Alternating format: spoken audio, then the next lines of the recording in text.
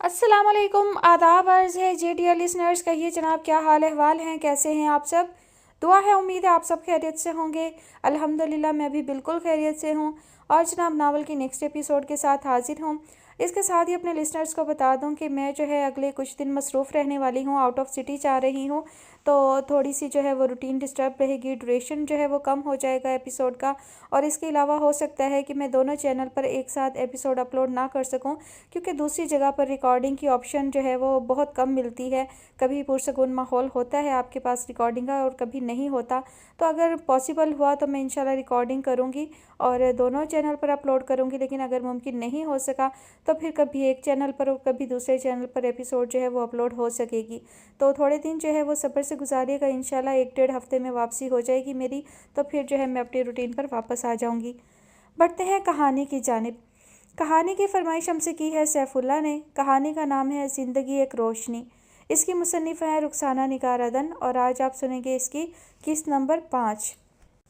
मोहतरम बाबा साहब, अस्सलाम वालेकुम।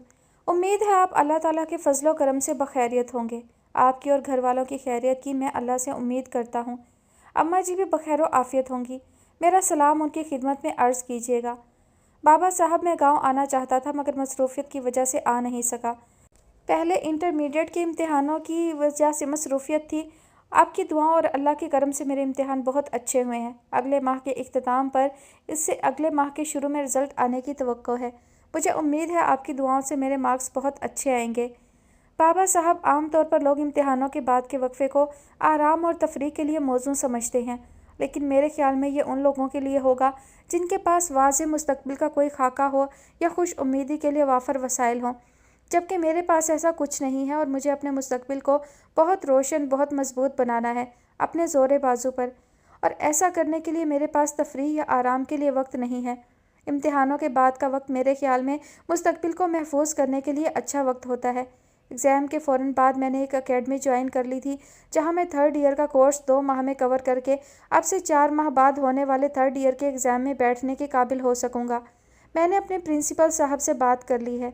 3rd ईयर के एग्ज़ाम के रिज़ल्ट आने तक वो मुझे 4th ईयर की क्लासेस में बैठने की इजाज़त दे देंगे और मैं 1 साल में 2 जमातें कवर कर लूँगा, जो कि मेरी कामयाबी के लिए पहला कदम होगा।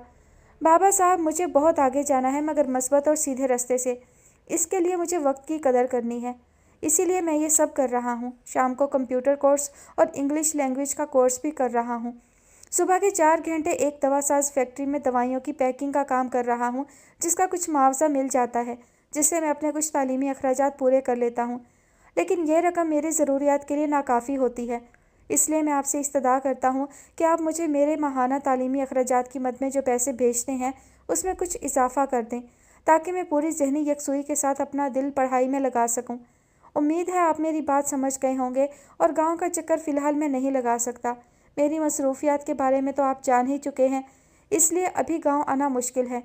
हाँ, जब मैं बाकायदा 4th ईयर में हो जाऊंगा फिर कुछ रोज़ के लिए गांव आऊँगा। अम्मा जी और बहनों को मेरा सलाम कहिएगा। आमना के पेपर्स कैसे हुए हैं? उम्मीद है अच्छे हुए होंगे। उसके लिए मैं अपने एक दोस्त के हाथ 9वीं जमात का कोर्स भेज रहा हूँ। उससे कहिएगा कि पढ़ना शुरू कर दे। ज़ैनब भी अब 8वीं की तैयारी कर रही होगी। बाबा साहब, अगर आप आमना को शहर स्कूल में दाखिल करवा देते तो ज़्यादा बेहतर था। बाकी आप जो मुनासिब समझे। अब्दुल मुबीन कैसा है? उसका हिफ्ज़ कुरान कैसा जा रहा है? जवेरिया को मेरा प्यार कहिएगा। अब इजाज़त दें। उम्मीद है आप मेरी दरख्वास्त पर गौर फरमाएंगे, पैसों में खातिर ख्वाह इजाफ़ा कर देंगे। बाबा साहब, ये मेरे लिए बेहतरीन मुस्तकबिल के लिए ज़रूरी है। नमाज पंचगाना में बाकायदगी से अदा कर रहा हूँ और तिलावत कुरान भी। इजाज़त, आपका बेटा अब्दुल मतीन। आखिरी जुमला उसने शायद सूफ़ी साहब को खुश करने के लिए लिखा था, जिनके माथे के बल उसका ख़त पढ़ते पढ़ते गहरे होते चले गए थे। अम्मा जी उनके चेहरे के बदलते जावियों का हंडिया में डोई चलाते मुशाहिदा कर रही थी। ख़त पढ़कर उन्होंने तह कर दिया और ख़ुद जैसे कहीं दूर पहुंच गए। माथे पर बल लिए, लब भींचे, वो किसी गहरी सोच में गुम थे। अम्मा जी से सब्र ना हो सका। कब लिखा है अब्दुल मतीन ने आने के बारे में? वो पास आकर बेकरारी से बोली। हाँ, वो चौंके, फिर एक गहरा सांस लेकर ख़त तख्त के सिरहाने डाल दिया। बताया नहीं आपने कब लिखा है उसने आने के बारे में? वो उनकी चुप से खाइफ होकर बोली। राबिया बीबी, ये शहर की हवा भी मकड़ी के जाल की तरह होती है। दारुल अनकबूत, सबसे हकीर नज़र आने वाला जाल। در حقیقت سب سے مضبوط ہوتا ہے جو اس میں ایک بار جکڑا گیا وہ پھر سلامت واپس نہیں آ سکتا۔ وہ اپنی داڑھی کو سلجھانے لگے۔ اللہ آسمان کی طرف نگاہ دوڑا کر انہوں نے کہا، اللہ نہ کرے صوفی صاحب، کیا مطلب؟ اماں جی کچھ دہل کر بولیں۔ رابعہ بی بی، اب عبدالمتین کا اس پسماندہ گاؤں میں آنا بہت مشکل ہے۔ اسے آگے جانا ہے بہت، اپنا مستقبل سنوارنے کے لیے۔ اس نے خط پیسوں کے لیے لکھا ہے، نہ کہ آنے کے بارے میں بتانے کے لیے۔ اس کا آنا اب ناممکن ہی سمجھو۔ اماں جی منہ کھولے انہیں دیکھے گئی۔ مغرب کی اذان ہونے والی ہے، میں اب چلتا ہوں۔ انہوں نے کھنکار کر گلا صاف کیا اور متوازن قدموں سے چلتے ہوئے باہر نکل گئے۔ اماں جی نے خط اٹھایا اور اندر کمرے کی طرف چلی گئیں۔ آمنہ سے پڑھواتی ہوں، یہ تو مشکل باتیں کرتے ہیں۔ بچہ پردیس میں ہے، پیسوں کی ضرورت تو پڑتی ہی ہے۔ لو بھلا بتاؤ، کیسی دل دکھانے والی پیشن گوئیاں کرنے لگ گئے ہیں اب صوفی صاحب۔ وہ بڑبڑاتی ہوئی اندر چلی گئیں۔ سہیل ڈیئر، آپ ہی جواب۔ Really I feel bore. سیاہ ڈھیلی ڈھالی سلکی نائٹی میں ملبوس، ہاتھ سے جمائی روکتے ہوئے ریشم رائٹنگ ٹیبل پر ایک فائل میں سر دیے سہیل سے بولی، ہاں آ رہا ہوں، سو جاؤ تم۔ وہ جیسے چونک کر بولا، ڈارلنگ کم آن، مجھے نیند نہیں آ رہی، باتیں کرنے کو دل چاہ رہا ہے۔ اس نے بیڈ پر پھیلتے ہوئے ایک بھرپور انگڑائی لے کر کہا۔ سہیل ایک لمحے کو فائل شائل سب بھول گیا۔ یار آتا ہوں، مجھے اس طرح سے ڈسٹرب نہ کرو۔ وہ اس کے پوز سے نگاہیں چرا کر بولا اور فائل کو پھر سے پڑھنے لگا۔ آخر اس فائل میں کیا ہے؟ تم گھنٹہ بھر سے اس سوکن پر نگاہیں جمائے بیٹھے ہو۔ وہ تل ملا کر اٹھ بیٹھی۔ بتایا نا، ضروری ہے، بڑا اہم نوٹ لکھنا ہے مجھے۔ تم مجھے یکسوئی سے کچھ کرنے دو تو پھر ہے نا۔ سہیل چڑھ کر بولا، معاملہ کیا ہے؟ کچھ مجھے بھی تو بتاؤ نا۔ وہ اٹھ کر آئی اور اس کے بالوں کو اپنی ریشمی انگلیوں سے سلجھاتے ہوئے پیار سے بولی، بینک لون کا مسئلہ ہے۔ فوڈ منسٹر کے اسپیشل ایڈوائزر کا کیس ہے، اس کو 1.5 کروڑ کا لون چاہیے۔ اس سے مجھے بہت سے کام رہتے ہیں اور وہ منسٹر صاحب کے ذریعے منٹوں میں میرے کام کروا بھی دیتا ہے۔ بڑا مہربان دوست ہے میرا۔ اب اسے کام پڑا ہے تو ہمارے پاس صاحب اکڑے ہوئے ہیں کہ ان حضرت کے ذمے پہلے ہی 5 کروڑ کا قرضہ واجب الادا ہے، پہلے وہ اس کا کچھ کریں پھر اگلی منظوری ہوگی۔ سہیل نے کرسی سے ٹیک لگاتے ہوئے ریشم کے بالوں میں حرکت کرتے ہاتھ کو نرمی سے اپنے ہاتھ میں لے کر سارا معاملہ اسے سمجھایا۔ باس کا مسئلہ کیا ہے؟ وہ گھوم کر آگے آئی اور ٹیبل سے اپنی نازک کمر ٹکا کر بولی، شاید ایمانداری۔ سہیل نے قیاس کیا، لیکن نہیں، اس کا پچھلا ریکارڈ اتنا بھی شفاف نہیں ہے۔ اس طرح کے خاصے کام موصوف پہلے انجام دے چکے ہیں۔ حالانکہ واسطی صاحب نے اچھی خاصی گولڈن آفر بھی کی ہے اسے ایسٹ سیکٹر میں 200 گز کے پلاٹ کی، مگر وہ مانتا ہی نہیں اور مجھے یہ کام کروانا ہے۔ وہ پلاٹ ہمیں بھی تو مل سکتا ہے۔ واؤ، ریشم مسرت سے بولی، ونڈرفل اگر ایسا ہو جائے تو۔ مگر مشکل ہے نا، کیس اپروو ہو تو پھر ہے نا۔ سہیل مایوسی سے بولا، تم کہو تو میں کوشش کروں۔ اس نے سہیل کی طرف جھکتے ہوئے کہا، تم؟ وہ حیرت سے اس کی طرف انگلی اٹھا کر بولا، تم کیا کرو گی؟ وہ تو سٹون مین ہے، بلکہ آئرن مین۔ ڈارلنگ، حسن کی گرمی سے تو بڑے بڑے پتھر پگھل جاتے ہیں اور لوہا ہوتا ہی پگھلنے کے لیے ہے، پھر جیسے چاہو ڈھال لو، یو نو۔ وہ ایک ادا سے لہرائی اور اس کے کندھے سے ٹک کر بولی، سب ہماری طرح موم کے نہیں ہوتے میری جان۔ محبت کی ایک کرن پڑی اور سیال بن کر بہنے لگے۔ سہیل نے جھک کر اس کے چہرے کو اپنے ہونٹوں سے چھوا۔ وہ زور سے ہنس پڑی اور فائل اٹھا کر دیکھنے لگی۔ تمہارا باس جم جاتا ہے؟ فائل پڑھتے پڑھتے وہ کچھ دیر بعد بولی، میرا خیال ہے جاتا ہے۔ وہ پین سے کھیلتے ہوئے بولا، اپنے باس کا سامنا کرا دو، پھر دیکھتی ہوں وہ کتنے پانی میں ہے۔ اس نے فائل بند کر کے میز پر پھینکی۔ یار یہ کام بہت مشکل ہے اور میں اسے ہر حال میں کرنا چاہتا ہوں۔ اگر یہ منظوری ہو جاتی ہے تو ریشم ڈارلنگ ہمارے وارے نیارے ہو جائیں گے۔ پلاٹ کے علاوہ ہیڈ کوارٹر میں پروموشن اور اس کے بعد ترقی کی لمبی لائن کو عبور کرنا کچھ دشوار نہیں۔ سہیل کی آنکھیں ایسے حسین مستقبل کے خواب دیکھنے لگیں جسے ایک رکاوٹ کے بعد پانا کچھ دشوار نہیں تھا۔ سہیل، پتہ ہے میں نے تمہارا انتخاب کیوں کیا تھا؟ حالانکہ یہ تو تمہیں بھی معلوم ہے، میرے گرد پروانوں کا ہجوم تھا اور تمہارے دقیانوسی بیک گراؤنڈ کے باوجود مجھے تم ہی کیوں بھائے تھے۔ وہ جا کر ڈریسنگ ٹیبل کے آگے بیٹھ گئی اور شیشے میں بلیک کلر میں اپنے دمکتے رنگ و روپ کو دیکھ کر خود ہی محظوظ ہونے لگی۔ اس سپاس نامے کو دہرانے کا یہ کون سا وقت ہے؟ سہیل نے کچھ ناگواری سے کہا۔ ہے نا ڈیئر؟ وہ برش اٹھا کر نرمی سے اپنے براؤن ریڈ بالوں میں کرنے لگی۔ تمہاری چوائس میں نے اس لیے کی تھی کہ تم میں آگے بڑھنے کی بہت لگن ہے اور اس کے لیے تم کوئی بھی سورس استعمال کر سکتے ہو۔ تم سٹیٹس کی ریس کا ہر طرح سے مقابلہ کر سکتے ہو، آگے والے کو گرا کر یا پیچھے والے کی ہمدردی پا کر۔ مجھے تم میں یہی بات بھائی تھی۔ اس نے بال ایک جھٹکے سے لہرائے، ورنہ تمہاری کلاس میں اس طرح کے جرمز کا ہونا بڑی مشکل بات ہے۔ وجہ تمہاری کلاس کے والدین کا اولاد کو حق حلال کی کمائی کھلانے کا مان کہ ان کی اولاد شارٹ کٹس میں نہیں بھٹک سکتی۔ مان تو تمہارے والد صاحب کا تھا کہ تم کچھ بھی غلط نہیں کر سکتے، ان کے کوڈ آف موریلٹی کے خلاف ہے نا۔ وہ تمسخر سے ہنسی۔ اس نے ایک ادا سے شیشے میں خود کو دیکھا۔ ڈارلنگ، ایم آئی رائٹ؟ یس، سہیل نے بے دھڑک کہا۔ تمہاری تربیت میں انہوں نے کوئی کمی نہیں چھوڑی تھی، صرف دولت کی کمی کے سوا، ہے نا؟ اس نے بھنورا سی آنکھیں سہیل پر جمائیں۔ سہیل خفیف سا مسکرا دیا۔ اور اسی چیز نے تمہارے اندر بہت سی خواہشات کو جنم دے دیا، اور ان تشنہ خواہشوں کو صرف دولت ہی پورا کر سکتی تھی۔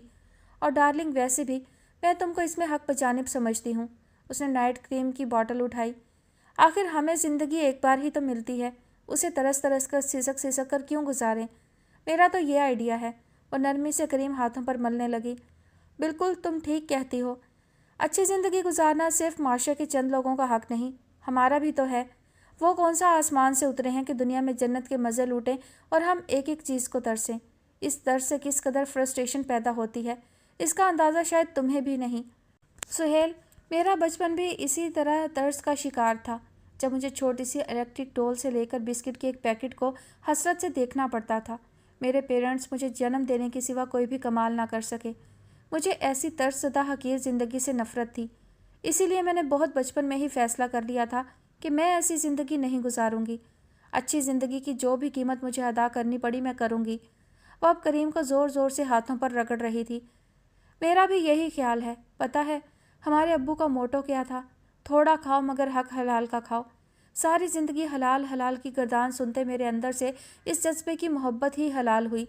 چھوٹا تھا، خواہشیں بھی چھوٹی چھوٹی تھیں۔ اچھا اسکول، اچھا بیگ، اچھے شوز، اچھا ڈریس، کچھ بھی میری دسترس میں نہیں تھا۔ ہم عمروں کو مہنگے مہنگے کھلونوں سے کھیلتے دیکھ کر حسرتوں کی جوالا مکھی اور بھڑک اٹھتی تھی۔ بڑا ہوا تو حسرتیں بھی جوان ہو گئیں۔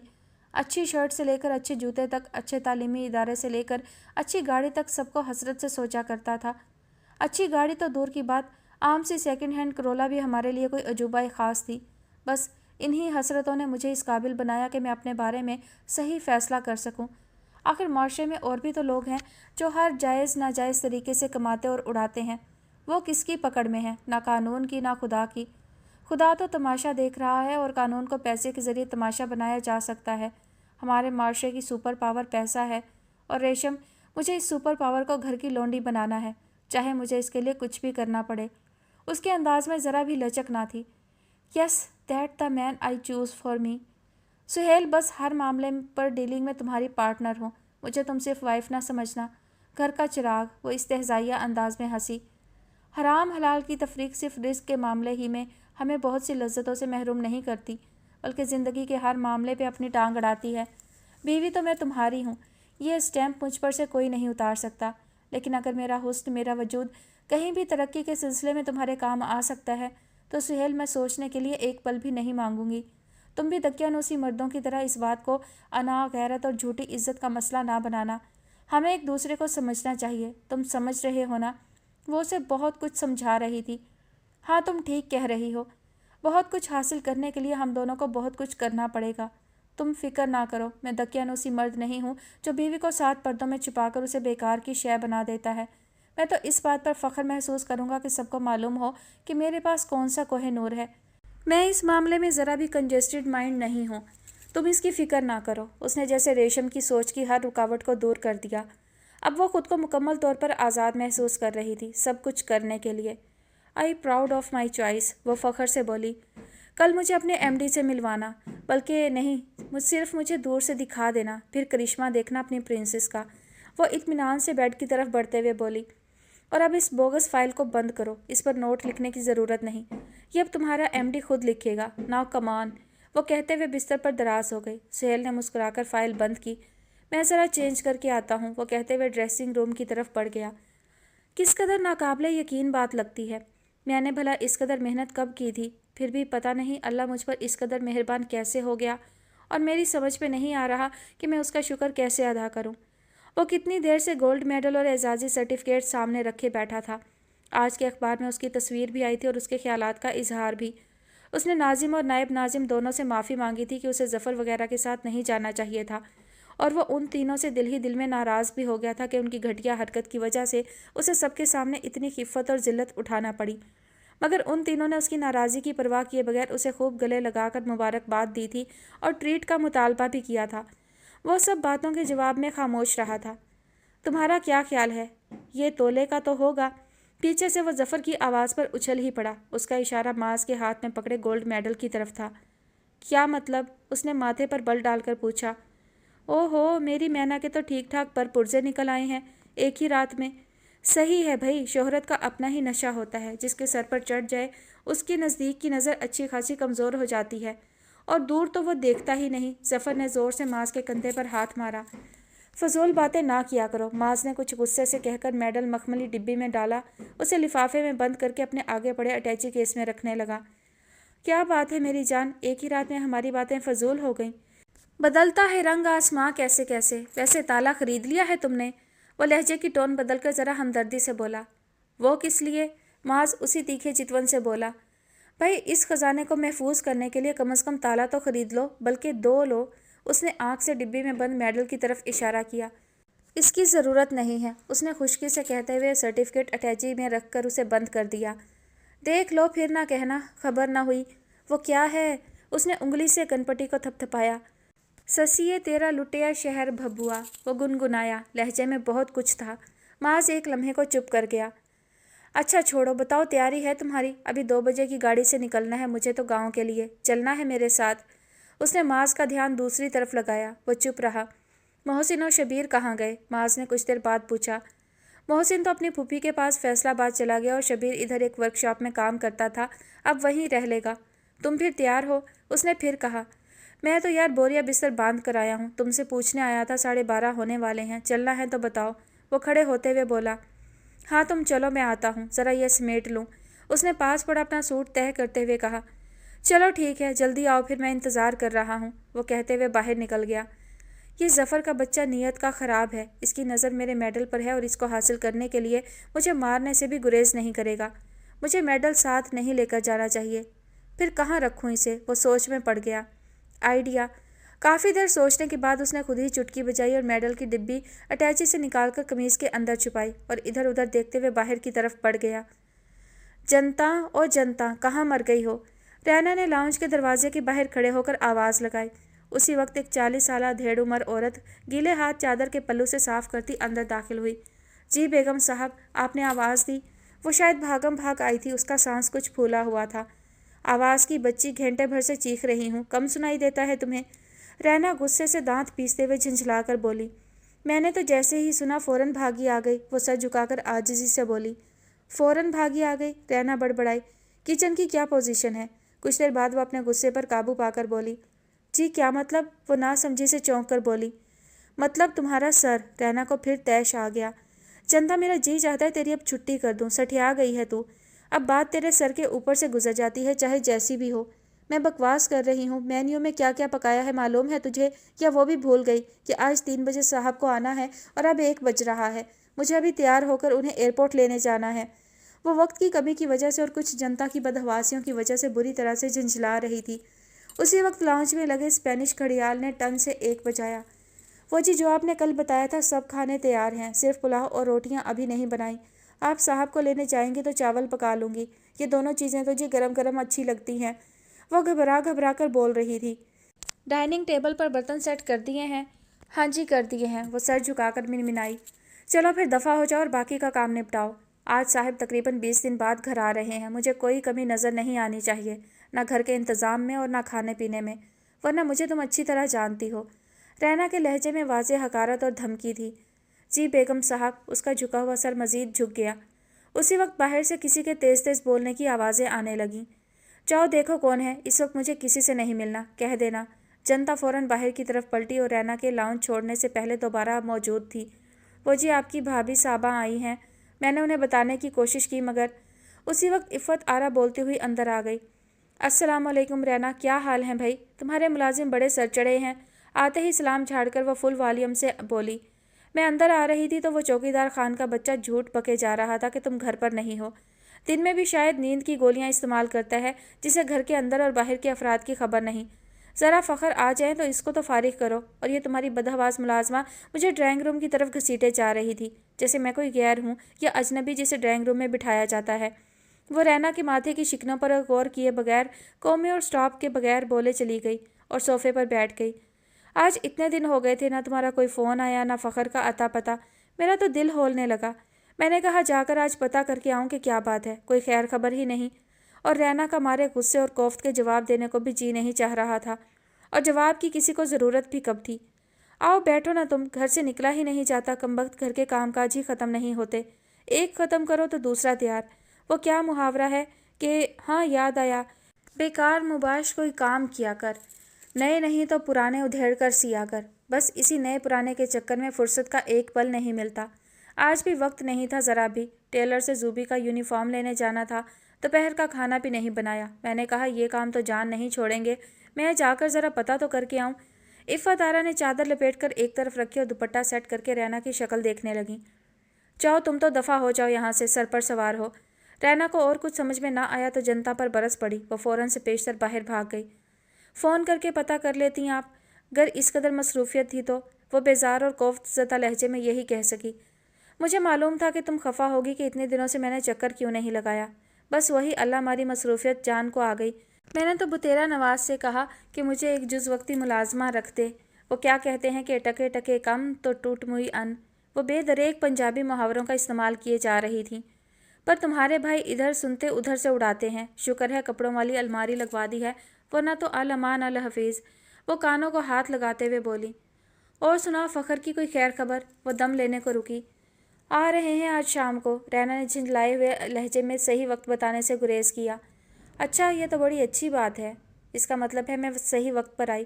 ابھی نواز کو فون کر دیتی ہوں، شام تک بچوں کو لے کر ادھر ہی آ جائیں۔ اب فخر سے مل کر ہی جائیں گے، اتنے دن ہو گئے ان کی صورت دیکھے۔ رینا کو تو جیسے آگ ہی لگ گئی، مگر اس آگ کو بھی اسے خود ہی بجھانا تھا۔ آج تو معلوم نہیں رات کو وہ کس وقت آئیں، فلائٹ ان کی شاید لیٹ ہو جائے، مجھے انہوں نے صحیح ٹائم نہیں بتایا تھا۔ راستے میں شاید کچھ دیر کے لیے سنگاپور اتریں گے، پھر وہاں سے آئیں گے رات کو، تو کیا شاید کل صبح تک۔ رینا کا بس نہیں چل رہا تھا کہ عفت آرا کو اٹھوا کر باہر پھینکوا دے۔ چلو جب بھی آئیں، ہماری تو دعا ہے ساتھ خیریت کے آئیں۔ بہرحال ہم رات تک تو انتظار کر لیں گے، ہمارا کیا بگڑ جائے گا۔ عفت آرا نے ٹانگیں سمیٹ کر صوفے پر رکھیں اور آرام سے بیٹھ گئیں۔ یہ سیفی کہاں ہے؟ نظر نہیں آ رہا، وہ رینا کے تاثرات سے انجان بنتے ہوئے بولی۔ اسکول گیا ہوا ہے، اور کہاں جانا ہے؟ رینا جل کر بولی۔ کیسی جا رہی ہے اس کی پڑھائی؟ ہنوز بے نیازی برقرار تھی۔ اچھی ہے۔ تم نے کافی دنوں سے چکر نہیں لگایا، تمہارے بھائی یاد کر رہے تھے۔ وہ پھر لگاوٹ پر اتر آئی۔ اسلام آباد گئی تھی، فون کر کے تو گئی تھی نواز بھائی کو، وہ دل جلے انداز میں بولی۔ خالی فون سے کیا ہوتا ہے؟ بہرحال آؤ بیٹھو، تم کہیں جا رہی ہو؟ ہاں مجھے جانا ہے ذرا اپنی ایک دوست کی طرف، وہ بہانہ بنا کر بولی۔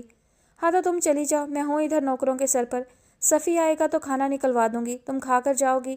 وہ فوراً مالکانہ استحقاق جتاتے ہوئے بولی، اور رینا کا دل چاہا سامنے دیوار سے اپنا سر ٹکرا دے۔ آپ خواہ ادھر بیٹھ کر وقت ضائع کریں گی، مجھے واپسی تک رات ہو جائے گی، اور فخر کا تو میں نے آپ کو بتا ہی دیا ہے۔ وہ انہیں سمجھانے یا بھگانے کی آخری کوشش کے طور پر بولی۔ ایسی تو کوئی بات نہیں، نواز اور بچے تو آ ہی جائیں گے، اچھا ہے تمہارے پیچھے گھر کی راکھی ہو جائے گی۔ میں تو کہتی ہوں نوکروں کے سر پر یوں گھر کھلا چھوڑ کر نہیں جانا چاہیے، بڑے دلوں کے بے ایمان اور کھوٹے ہوتے ہیں۔ ادھر مالک گھر سے نکلے اور ان کی نیتوں میں فطور آیا، اور تم تو ہو سدا کی لاپرواہ اور معصوم۔ عفت آرا نے آخر میں رینا کو خوشامد سے پٹانا چاہا، جس کا کچھ خاص اثر نظر نہیں آیا۔ ایسی کوئی بات نہیں بھابھی، سب ملازم پرانے اور وفادار ہیں۔ وہ تم نے سنا نہیں، گھر کا بھیدی لنکا ڈھائے۔ وہ آج محاورے رٹ کر آئی ہوئی تھی، اور میں تو کہوں، وہ ذرا رازداری سے آگے ہو کر بولی۔ یہ فخر کو گئے کتنے دن ہو گئے؟ اس کی آواز خاصی مدھم تھی۔ 20 کے قریب، رینا بیزاری سے بولی اور تھک کر صوفے پر ڈھہ گئی۔ لو بھلا بتاؤ، یہ کوئی تک ہے بیوی بچے کے بغیر موئے چینیوں کے دیس میں اتنے دن لگانے کی؟ نہ مجھے بتاؤ وہ کون سا مرد ہے جو 4 دن بیوی کے بغیر، یا صاف کہوں تو عورت کے بغیر کاٹ سکتا ہے؟ وہ پتہ نہیں اب کون سا انکشاف کرنے جا رہی تھی۔ رینا کی بیزاری اور بڑھ گئی۔ فخر ایسے نہیں ہے بھابھی، اس کی نگاہیں بھٹکتے ہوئے وال کلاک کی سمت اٹھ گئیں۔ 1:25، اس کا دل بے قراری سے پھڑپھڑانے لگا۔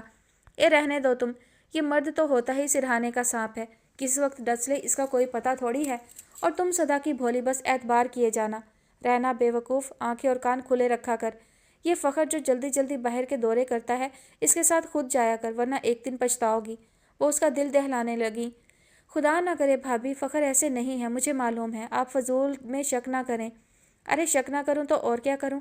बताओ, मुझसे तुमने कहा था कि 1 हफ्ते के लिए फ़ख्र जा रहे हैं और 20 दिन लगा कर आए। बोलो, है ना शक की बात? वो आंखें फैलाकर बोली, काम से गए थे, वो सैर सपाटे पर नहीं गए थे। रोज़ 2 बार फ़ोन करते थे कि काम की वजह से रुकना पड़ गया है, वरना वो कहाँ रहने वाले हैं। वो फ़ख्र की सफाई में बोली, अच्छा बीबी, हमारा काम तो समझाना था, आगे तुम्हारी मर्ज़ी। 1:30 बज रहा है, मैंने तो सुबह नाश्ता भी हल्का लिया था। ज़रा किसी मुलाजिम को आवाज़ तो दो खाने के लिए। मैं तो बाजार भी घंटा फिरती रही हूँ, बड़ी ज़ोरों की भूख लग गई है। इफ़्फ़त आरा कहते हुए सोफ़े पर ही नीम दराज हो गई। नुसरत बेटा, मैंने तुम्हें इसलिए बुलवाया है कि तुमसे कुछ बातें कर सकूं। मुमताज़ खान इजी चेयर पर बैठे थे। कैसी बातें अब्बू जी? वो पूरी तवज्जो से बोली। हाथों के कटोरे में मासूम सा चेहरा टिकाए अपनी तरफ मोहब्बत से दिलचस्पी से देखती वो उन्हें छोटी सी गुड़िया लगी। पता नहीं उसकी खुशियां देखना नसीब होती हैं या नहीं। उनके दिल ने आह भरी। बातें क्या बेटा, बस यूं ही दिल चाह रहा था तुम्हें अपनी तरफ मुतवज्जा करने को। वो धीरे से मुस्कुराई। तो अब्बू जी, मैं सारा वक्त आप ही की तरफ मुतवज्जा रहती हूँ और मुझे घर में काम ही क्या है? वो कुर्सी उनके करीब करके बैठ गई। वो तो घर के कामों में इधर उधर लगी मुझे कुछ वक्त दे देती हो, वरना मैं तो तुम्हारी फरागत का ही इंतज़ार करता रह जाता हूँ। कब तुम फारिग हो, कब हम बाप बेटी बैठकर जी भर कर बातें करें। वो मोहब्बत से बोले। अब्बू जी, आप मुझे कह दिया करें जब आपका दिल चाहे। और घर के काम कौन से ख़ास होते हैं? सफाई सुथराई और खाना पकाना, और ये तो सब चलता ही रहता है। सुहेल आ गया? हालांकि वो अभी उनसे मिलकर गया था, फिर भी पूछ बैठे। जी अब्बू जी, अभी तो आपसे मिलकर गए हैं। हाँ मालूम है मुझे। वो किसी सोच में पड़ गए। वो उनकी शक्ल देखने लगी। अब्बू जी, उसने धीरे से पुकारा। मैरून कलर के सादा सूट में उसकी गंदमी रंगत दमक रही थी। बेटा, मेरी ज़िंदगी का कुछ। अब्बू जी प्लीज़। उसने अपना हाथ उनके मुंह के आगे रख दिया। अब्बू जी, मैंने आपकी वजह से खुद को संभाला हुआ है। अगर आप इस किस्म की बातें करेंगे तो मैं भी टूट फूट जाऊंगी। उसकी आवाज़ भराने लगी। ना उम्र ज़्यादा थी, ना हौसला। मालूम है मुझे। उनका सर झुक गया। मगर बेटा, कुछ बातें ऐसी होती हैं जिनके लिए हौसला करना ही पड़ता है। वो नामालूम क्या कहने जा रहे थे। अब्बू जी, वो कुछ कहते कहते रुक गई। बेटा, खुदा जाने आगे क्या हालात पेश आए। तुम बहरहाल। वो चुप कर गए। कमरे में खामोशी छा गई। दोनों किसी सोच में गुम थे। तुम्हारी माँ का जेवर किधर है? काफ़ी देर बाद मुमताज़ खान ने गैर मुतवक्का सवाल किया। लॉकर में है अब्बू जी, अलमारी के। लॉकर की चाबी किसके पास है? मेरे पास। वो हैरानी से बोली। नुसरत, वो जेवर तुम्हारे लिए है। अगर कभी उसे इस्तेमाल करने की ज़रूरत पेश आए तो बेधड़क इस्तेमाल कर लेना कि वो तुम्हारा ही है। अब्बू जी कैसी बातें कर रहे हैं? वो रो देने को थी। मैंने आपदा से कहा है कि जल्द से जल्द, लेकिन फिर भी पता नहीं कौन जीतता है, हमारी तदबीर या तकदीर। अब्बू जी, वो रो पड़ी। बेटा, मैं तुम्हें हक़ाइक़ से आगाह करना चाह रहा हूँ। जो मेरी आंखें देख रही हैं तुम नहीं देख सकती। सुहेल मेरा बेटा और तुम्हारा भाई सही, लेकिन मैंने उसकी आंखों में वो अजनबियत देखी है जिसने मुझे ये सब सोचने पर मजबूर कर दिया है। पता है बेटा, जब नीयतों में फ़र्क आता है तो आंख खुद ब खुद अजनबी बन जाती है। ऐसी आंख से पहचान उठ जाती है अपने की, दोस्त की और पराये की। ऐसी आंख बेदीद, बेलिहाज और बेमुरव्वत हो जाती है। और ऐसे में कुछ भी بعید नहीं। तुम अपना हौसला मजबूत करो और ख़ुद पर एतमाद करना सीखो। हर उस बात पर अमल करना जो तुम्हारा दिल कहे कि सही है। वो ज़रा रुके। नुसरत, ये तो तुम्हें मालूम ही है कि हक़ व बातिल की पहचान का पैमाना हमारे अंदर ही होता है। वक्त पड़ने पर इसी को इस्तेमाल करना है। वो तुम्हारी सही रहनुमाई करेगा। वो औरत जो उसकी बीवी है, उसकी सोहबत से परहेज़ करना हर तौर। और सुहेल, मैं उसके बारे में क्या कहूँ जब अपना खून बेवफाई पर उतर आए। बहरहाल, मेरी दुआएं तमाम ज़िंदगी तुम्हारी राहों में रोशनी करती रहेंगी, इसका मुझे यकीन है। और तुम भी ये यकीन रखना और कभी किसी गलत रास्ते पर कदम ना रखना। ये चंद बातें थी जो तुमसे करना थी। लाउंज में फ़ोन की घंटी बज रही थी। बेटा, फ़ोन सुनो जाकर। उन्होंने थक कर पुश्त कुर्सी की टेक से लगा दी। वो गुमसुम उठकर फ़ोन सुनने चल दी। हेलो, अस्सलाम वालेकुम। उसे आवाज़ कुछ जानी पहचानी लगी। वालेकुम अस्सलाम, वो बेख्याली से बोली। मेरा ख्याल है पहचाना नहीं। वो दूसरी तरफ आवाज़ फ्रेश थी। वो लम्हे के 1000वें हिस्से में पहचान गई। हेलो हेलो भाई, किधर गुम हो तुम? दूसरी तरफ बेताबी ज़्यादा थी। सुन रही हूँ, चीख क्यों रहे हैं? वो तुनक कर बोली। बदतमीज़ ऐसे बोलते हैं? वैसे क्या सुन रही हो? अंदाज़ छेड़ने वाला था। जो आप फरमा रहे हैं वो आप पूरी तरह मतवज्जा थी। मैंने तो अभी कुछ फरमाया नहीं। जिस रोज़ फरमाऊँगा मोहतरमा के हवास ठिकाने आ जाएंगे। आपकी कसर बाकी है, मेरे तो पहले ही हवास ठिकाने आ चुके हैं। उसे अब्बू जी की बातें याद आईं। खैरियत? ताज्जुब से पूछा गया। खैरियत ही है। उसका लहजा धीमा हो गया। इस वक्त फ़ोन करने की कैसे ज़हमत की। उसकी नज़र 11 बजाते क्लॉक पर पड़ी। अच्छा वक्त हमेशा देर से आता है ना। शहबाज खान के लहजे में शरारत थी। और बुरे वक्त के बारे में क्या ख्याल है, वो बहुत आहिस्तगी से गुजरता है। उसने तंज किया। नुज़हत तुम कभी अच्छी बात नहीं कर सकती, मुझे तो कभी कभी शक होने लगता है। क्या? उसके कान खड़े हो गए। यानी कि इस रिश्ते में तुम्हारी रज़ा शामिल नहीं? अगर ऐसा हो तो फिर? वो अखड़ लहजे में बोली। तो भी कुछ नहीं, हम फौजी जवान ज़ुबान के पक्के होते हैं, वादे के मजबूत। आजमाइश शर्त है, मुकाबिल की मर्जी की परवाह नहीं करते, पूरी ढिठाई से कहा गया। वक्त सब कुछ साबित कर देगा, वो जवाबन बोली। Sure sure. फूफो ठीक हैं? उसने मौजू बदला। मालूम नहीं, इधर से बंद करके उधर करूँगा, मगर अब तो वो सो चुकी होंगी, सुबह करूँगा। तो इतनी रात को फ़ोन करने की क्या ज़रूरत थी? कोई शक था आपको कि सुबह नहीं होगी? सुबह का यकीन तो अपने वजूद से बढ़कर है, मगर इस वक्त दिल ने उकसाया था कि तुम इंतज़ार कर रही होगी। अच्छा, तो आप भी दिल के इशारों पर अमल करते हैं? तुम्हें नहीं मालूम? बड़ा जताने वाला इसरार था। वो कोई जवाब ना दे सकी। मामू जान कैसे हैं? ठीक हैं बस, वो अफसुर्दगी से बोली। क्या मतलब? पता नहीं क्यों इतनी मायूस कुन बातें करने लगे हैं। मेरा दिल बहुत परेशान है, वो कोशिश के बावजूद बेइख्तियार सी होकर कहे गई। तुम तो बहादुर हो नुसरत। मामू जान बीमारी की वजह से डिप्रेस हैं और कोई बात नहीं, तुम उनको हौसला दिया करो। वो मेरी कहाँ सुनते हैं, अभी भी ऐसी ऐसी बातें कर रहे थे कि बस उसकी आंखें फिर से भीगने लगीं। अच्छा तुम ज़्यादा टेंस ना हो, सब ठीक हो जाएगा। मैं इसी हफ्ते शायद चक्कर लगाऊं। असल में सुहेल भाई की वजह से वो बहुत अकेला महसूस करते हैं। तुम उनको टाइम ज़्यादा दिया करो। उन्हें अच्छी अच्छी किताबों का शौक़ है, वो उनसे डिस्कस किया करो। इसी बहाने तुम्हें भी कुछ पढ़ना आ जाएगा। वो जो बड़े ध्यान से उसकी बातें सुन रही थी, आखिरी जुमला सुनकर तिलमिला उठी। क्या मतलब है आपका? मुझे पढ़ना नहीं आता या मुझ में अच्छा पढ़ने का ज़ौक़ नहीं है? वो गुस्से से बोली। मैंने ये कब कहा? वो मसनूई भोलपन से बोला। आप? वो दांत पीस कर रह गई। हाँ बोलो ना आप। मैं तुम्हें बहुत याद आता हूँ, मुझे बहुत मिस करती हो तुम, यही कहना चाह रही थी ना? शहबाज खान ने जल्दी जल्दी कहा। जी नहीं, खुश फहमी है आपकी। फ़ोन बंद करें, मैं आपसे बात नहीं करना चाह रही। वो गुस्से से बोली। लो, अपना दिल चाह रहा है बात करने को और मुझे कह रही हो कि फ़ोन बंद करूं। तुम कर दो फ़ोन बंद। उसे छेड़ने में शायद उसे मज़ा आता था। फ़ोन मैंने नहीं, आपने किया था, वो भी ढिठाई से बोली। मालूम है ना, मैं फ़ोन बंद नहीं करूँगा और तुम यूं ही गुस्से गुस्से में मज़े लेती रहोगी। दिल में तो फुलझड़ियाँ, पटाखे, लड्डू और मालूम नहीं क्या क्या फूट रहे होंगे, है ना? नुज़हत जल कर रह गई। ऐसी कोई बात नहीं, भाड़ में गया फ़ोन, लड्डू, फुलझड़ियाँ और पटाखे। खुदा हाफिज़। उसने ज़ोर से कहकर फ़ोन बंद कर दिया। फ़ोन बंद करने से पहले उसने शहबाज खान का भरपूर कहकहा सुना था, जिससे उसके लबों पर भी मुस्कुराहट आ गई। उसका दिल जो अभी कुछ देर पहले बोझल सा था, अब यकबयक हल्का फुल्का हो गया। आमना इधर आओ, तुम्हें एक चीज़ दिखाऊं। अब्दुल मुबीन ने कमरे के दरवाजे में खड़े होकर उसे आवाज़ दी और वो जो अम्मा जी के साथ बैठी मटर छील रही थी, फ़ौरन उठ खड़ी हुई। अब्दुल मुबीन, काम ना करने देना इसे। दोपहर के खाने को देर हो रही है, अभी तुम्हारे बाबा साहब आते होंगे। आते ही वो खाना मांग लेंगे। अम्मा जी ने उसे उठकर भागते देखकर फ़ौरन टोका। बस अम्मा जी अभी आई, 2 मिनट में। वो रुक कर कहते हुए अंदर भाग गई। क्या है? अब्दुल मुबीन चारपाई पर अपना थैला नुमा बस्ता लिए बैठा था। आमना ने कमरे में दाखिल होते ही पूछा। जवेरिया और ज़ैनब कहाँ हैं? उसने बस्ते में हाथ डालने से पहले पूछा। जवेरिया तो साथ वालों के यहाँ खेलने गई है। ज़ैनब ऊपर धूप में कपड़े फैलाने गई है और आकर उसे नहाना है, इसलिए तुम उन दोनों के आने की फ़िक्र ना करो। अलबत्ता बाबा साहब आने वाले हैं। अभी नहीं आते, वो मदरसे में कोई मुल्ला साहब आए हुए हैं, उनके साथ मुनाजरे में मगन हैं, देर से आएंगे। उनकी तुम फिक्र ना करो। वो बेफिक्री से बोला और बस्ते में से ड्राइंग की मोटी कापी निकाली जो हर वक्त उसके साथ रहती थी। उसे ड्राइंग का बेहद शौक़ था। ये कापी मदरसे भी ले जाया करता था और चुप चुप कर अपना शौक़ पूरा किया करता था। उसने ये कापी अब्दुल मतीन से मंगवाई थी जब वो स्कूल जाया करता था। बाद में बाबा साहब ने उसे स्कूल से उठवाकर मदरसे में डाल दिया। बाकी किताबों को तो उसने वाकई खुदा हाफिज़ कह दिया, मगर इस कापी को अभी तक सीने से लगाया हुआ था। इस कापी में उसने बड़े बड़े शाहकार तख्लीक कर रखे थे, जो अगर किसी स्कूल एग्जीबिशन में रखे जाते तो यकीनन कोई ना कोई इनाम जीत कर लाते। मगर अफसोस, इस खुदादाद सलाहियत की इकलौती कदरदान और फ़ैन आमना थी। वो उसी से अपनी खुशी शेयर किया करता था। कुछ नया बनाया है क्या? वो उसकी कापी निकाल कर देखते हुए बोली। नया? वो जोश से बोला। ज़बरदस्त कहो, ज़बरदस्त।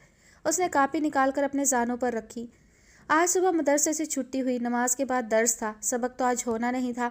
मैंने थैला उठाया और इधर चल पड़ा, और आज पता नहीं क्या बात थी, वो मीदा कोचवान भी गांव के बाहर मौजूद नहीं था। मैंने भी उसका इंतज़ार नहीं किया और पैदल ही चल पड़ा। सूरज अभी निकला नहीं था। मध्यम मध्यम सा अंधेरा और धीमी धीमी सी रोशनी आपस में सरगोशियाँ कर रहे थे। दोनों के दरमियान अलविदाई डायलॉग चल रहे थे। मैं उन सरगोशियों को मज़े से सुनते हुए चल रहा था कि रास्ते में झील आ गई, वही जहाँ लोग मछलियाँ पकड़ने जाते हैं। तुम्हें पता है ना, आज सुबह कितनी सर्दी थी, हर चीज़ जम रही थी। सर्दी तो मुझे भी लग रही थी, मगर गर्म कपड़ों और तेज़ चलने की वजह से इसका एहसास ज़रा कम था। झील के पास पहुंचकर सर्दी में यकायक इजाफा हो गया। मेरे दांत बजने लगे। वहाँ पीर मस्त साईं की झोंपड़ी है। झोंपड़ी में आग जल रही थी और खाली लुंगी पहने वो मस्त साईं झील किनारे आंखें बंद किए बैठा था। मैं उसकी झोंपड़ी में जाकर आग तापने लगा। चंद कदमों पर तो झील थी और पता है उस वक्त झील में पानी रवां दवां नहीं था। पानी का हल्का सा शोर तो था, मगर पानी बिल्कुल साकिन था। पूछो क्यों? उसने आमना की इश्तियाक को भड़काना चाहा। क्यों? वो भी मुश्ताक थी, पूरी तवज्जो से बोली। क्योंकि पानी की ऊपरी सतह पर हल्की हल्की बर्फ़ जमी हुई थी। उसी वक्त सूरज निकल आया तो अजीब मंजर था। सूरज की किरणें जब झील पर जमी बर्फ़ पर पड़ी तो ऐसे लगा जैसे हज़ारों हीरे जगमगा उठे हों। मैं हैरानी में उठकर बाहर निकल आया। मैंने हाथ बढ़ाकर उन हीरों को पकड़ना चाहा तो मेरी चीख निकल गई। पूछो क्यों? वो अपनी कहानी को ड्रामाई बना रहा था। आमना उसके ड्रामे के सहर में पूरी तरह से गिरफ्तार हो चुकी थी। क्यों? क्योंकि बर्फ़ की तेज़ कलम मेरी उंगली को चीर गई थी। एकदम से खून छूट गया। खून देखो मेरे दामन पर और उंगली का ज़ख्म भी। उसने कमीज़ का दामन और उंगली दिखाई। फिर मैंने पेंसिल कापी लेकर वो मंज़र बनाने की कोशिश की। सिर्फ कोशिश, क्योंकि मैं उस मंज़र को बिल्कुल वैसे बनाने से कासिर था जैसे कुदरत ने बनाया था। मैं कितनी देर तक वो मंज़र बनाता रहा। जब वो मुकम्मल हुआ तो एकदम पीछे से आवाज़ आई, वंडरफुल, ब्यूटीफुल, एक्सीलेंट। मैं उछल पड़ा। मेरे पीछे मदरसे वाले गांव में जो हाई स्कूल है उसके ड्राइंग मास्टर बशीर साहब खड़े थे। लड़के, तुम खुद को इधर क्यों ज़ाया कर रहे हो? तुम्हें नहीं मालूम कुदरत ने तुम्हारे अंदर कितनी पावर डाली है इस फ़न के लिए। वो मेरी कापी के वर्क उठाते जाते थे और सर धुनते जाते थे। ये देखो, उन्होंने कमेंट्स भी लिखे हैं। बहुत कम तस्वीर में गलती निकली है। कह रहे थे तुम शहर में किसी अच्छे आर्ट स्कूल में जाओ। अगर ये नहीं कर सकते हो तो यहीं से मैट्रिक करके लाहौर में बड़ा कॉलेज है फाइन आर्ट्स का, उधर दाखिला ले लो। मैं शर्तिया कह सकता हूँ कि तुम एक दिन इस फ़न में बड़ा नाम कमाओगे। मेरी बात लिख लो। ये देखो वो तस्वीर सुबह वाली, इसके आखिरी वर्क उल्टा ही था कि किसी ने उसके हाथ से कापी झपट ली। हाँ, नाम तुम क्यों नहीं कमाओगे? तुम घर से निकले ही इस शैतानी वस्फ में नाम कमाने हो। बदबख्त, बदनसीब, मलऊन, खबीस। मैं तुझे किस रास्ते पर डालना चाह रहा हूँ और तू किस रास्ते की तरफ रस्सियाँ तोड़ा तोड़ा कर जा रहा है। तैश भरी सूफी साहब की आवाज़ ने गोया उनके सरों पर बम बरसा दिए। आमना तो उछलकर 2 फुट दूर जा खड़ी हुई।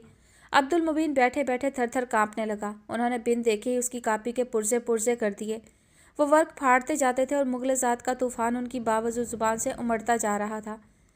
अब्दुल मुबीन की अजब कैफियत थी। चंद लम्हे पहले जो वो खौफ से थर थर काँप रहा था, कापी के पुर्जे होते देखकर जैसे वो साकत हो गया था। किसी पत्थर की तरह फटी फटी आंखों से अपने 3 साल से इकट्ठे किए खजाने को रेजा रेजा हवा में बिखरते देख रहा था। और आमना का रंग पीला जर्द हो रहा था।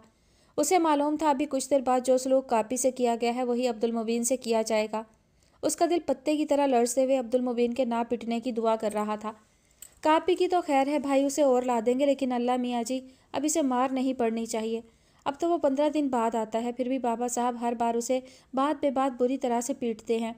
अल्लाह मियाँ जी माफ़ कर देना अब कि इसे मार ना पड़े। कापी को उसके अंजाम तक पहुंचाने के बाद सूफी साहब खौफनाक तेवर के साथ अब्दुल मुबीन की तरफ बढ़े ही थे कि आमना की चीख निकल गई। नहीं बाबा साहब नहीं, प्लीज़ बाबा साहब नहीं। वो एकदम से उनके कदमों पर गिर पड़ी। सूफी साहब ने झुककर आमना को बाजू से पकड़ा और खींचते हुए उसे दरवाजे तक ले गए और खामोशी से उसे दरवाजे से बाहर करके कमरे का दरवाज़ा अंदर से बंद किया और चटखनी चढ़ा दी। बाबा साहब नहीं, प्लीज़ बाबा साहब नहीं। वो पागलों की तरह दरवाज़ा पीटने लगी। आमना मत रो, इधर आ जाओ। अम्मा जी ने खौफ से घुटी आवाज़ के साथ उसको कंधे से खींचा। अम्मा जी, बाबा साहब उसको मार डालेंगे। अम्मा जी, मोबी को बचा ले। अम्मा जी, मेरा भाई। वो पागलों की तरह रोते हुए चिल्लाने लगी। आमना चुप करो, कुछ नहीं होता।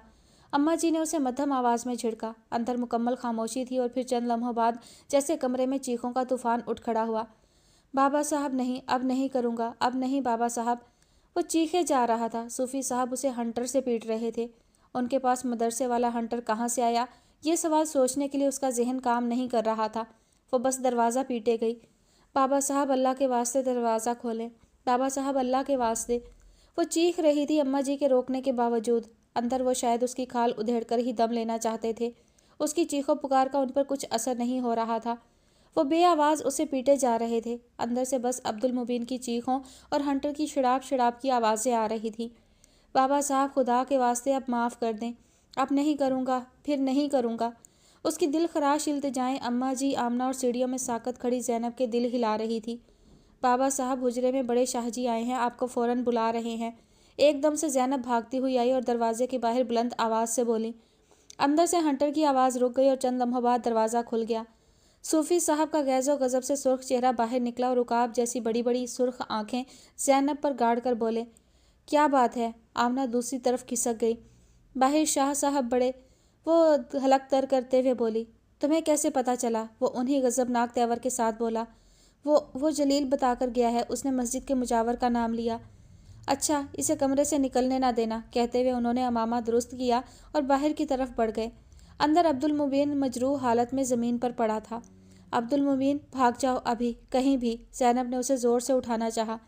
छोड़ दो मुझे, मैं कहीं नहीं जाऊंगा, आज इनके हाथों से मर जाऊंगा, कहीं नहीं जाऊंगा, वही ज़ियानी अंदाज में चिल्लाया था।